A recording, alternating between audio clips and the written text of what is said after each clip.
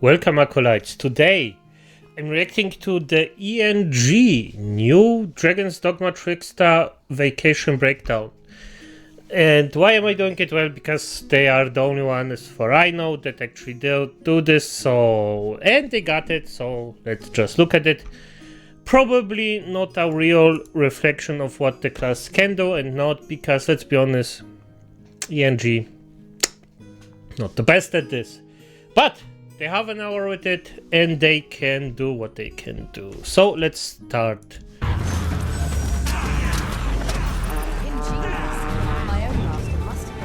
Dragon's Dogma 2 offers a wide variety of playstyles depending on what vocation you select. Most of these are the kinds of archetypes that you'd expect: melee sword fighter, speedy dagger-wielding thief, ranged archer, and spell-slinging mage. And some are hybrid vocations like Mystic Spearhand and Magic Archer that combine elements of one vocation with another for a completely new style of play. But what of the Trickster Vocation? It was revealed as part of the Dragon's Dogma 2 showcase back in November, but little has been shown of this unique class beyond that quick 45-second look.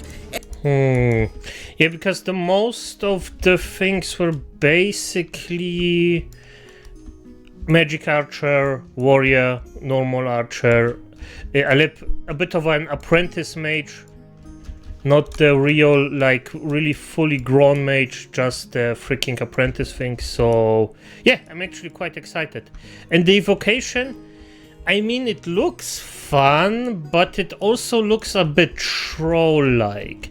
Like, it's not a real class, it's more of a fun class, if you understand what I want to say. It's I really hope it's actually something halfway decent, but as I said, we will see. And a short description on the Dragon's Dogma 2 website. Fortunately, as part of our visit to Capcom, we got to sit down and play with the Trickster for about an hour, and I can confidently say that this is a style of gameplay unlike anything I've ever seen in an open world action game. Really? Okay. To start, the Trickster is essentially a pacifist. Their chosen weapon, a ceremonial censer, does little to no damage when it's swung at an enemy. Instead, the purpose of attacking is to build up aggro and pull an enemy's attention towards you. To that end, you also have a special ability called Suffocating Shroud that sends out your smoke in a wide area and draws a large amount of enemy attention towards you. So, the question is, why would you want to get a whole group of enemies swarming on you if you can't actually damage them? See, that's where the word Trickster comes into play.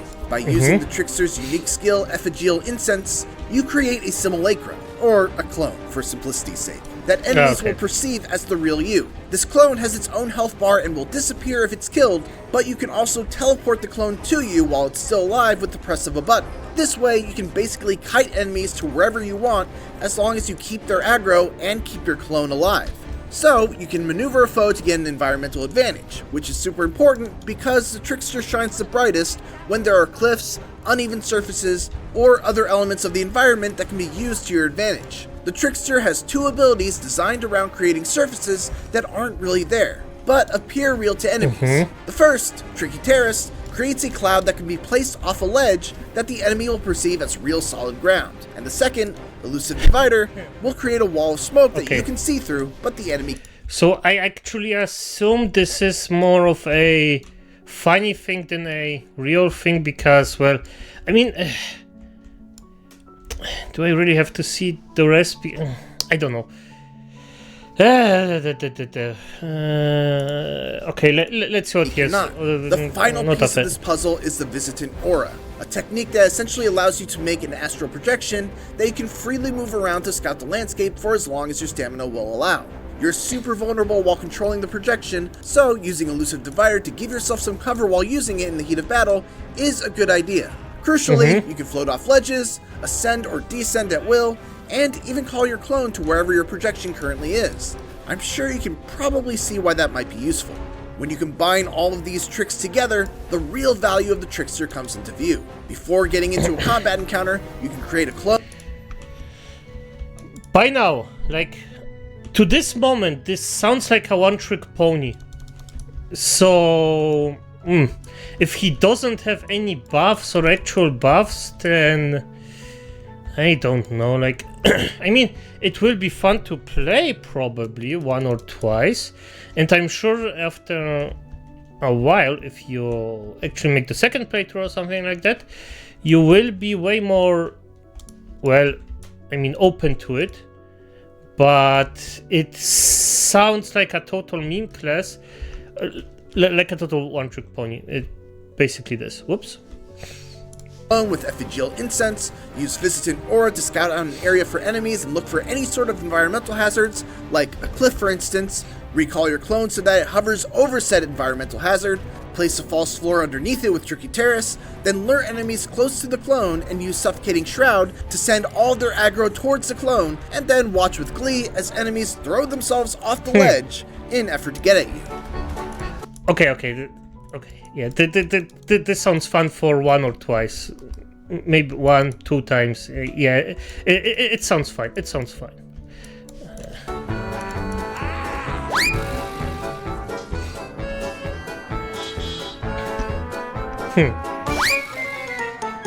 Okay. Now, obviously, yeah, I mean, it sounds fun, but it's, as I said, it sounds like a pure gimmick, like it has no teeth.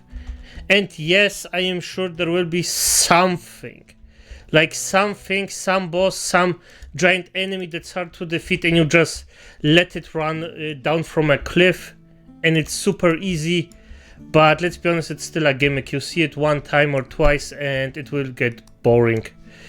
So yeah, I really hope that the class has some buffs or something like that, because this sounds extremely freaking boring by now, except for 1 or 2 times.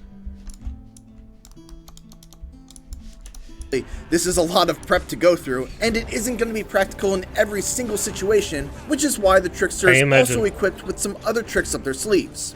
First and foremost, they are a support class, relying on and substantially buffing the strength of their pawn party so that they can do most of the heavy lifting. One such buff is aromatic. Okay, that's what I'm talking about. Good. And I really hope that the buffs are actually really substantial, because, well, Surgeons, which supercharges your party, making them hit a lot harder.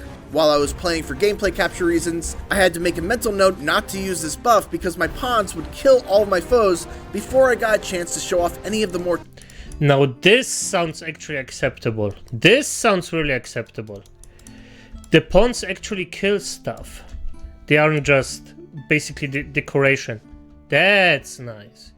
Good. Technical tricks of the Vocation. The most powerful spell I saw of the Tricksters was Dragon's Delusion, which takes some time to cast, but brings forth an illusion of a dragon that terrifies any enemy that sees it, even large ogres, bringing them down to their knees, giving your pawns ample opportunity to do big damage. Since most of the Trickster's other skills seemed well suited for dealing with small to mid-sized enemies, this was a really nice addition to see as something that could also let them deal with the bigger and badder enemies.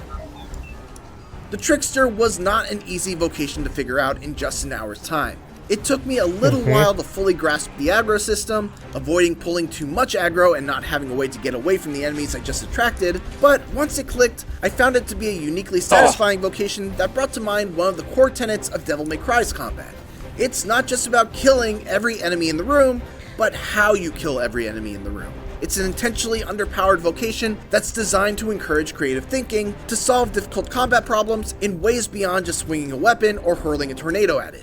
And it's one that I'm very excited to experiment more with once I've got my hands on the full game. Thanks for watching, and this is just a...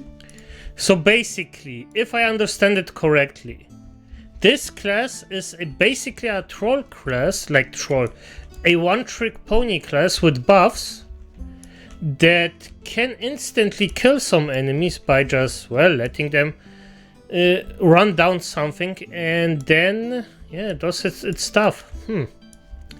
I mean, as I said, I think it's fun to play once or twice. I mean, as a second playthrough, but the first playthrough? Nah, I think it will be just... Yeah, it will be a fun class to play a second playthrough, and that's basically all that this will be the maximum you can reach it. And yes, I'm sure there will be a lot of YouTube videos that, look, I killed this, and in seconds because of this and because of the Trickster, because it's totally OP. Now it's a one-trick pony. It seems like a one-trick pony. It is a one-trick pony. It will forever stay a one-trick pony, except they actually didn't show everything they have, and I hope so, because the Trickster, all in all, I actually was quite excited about it because it looks pretty interesting. Yeah, interesting is the right idea in the actual trailer, but as he explains it, it sounds quite boring.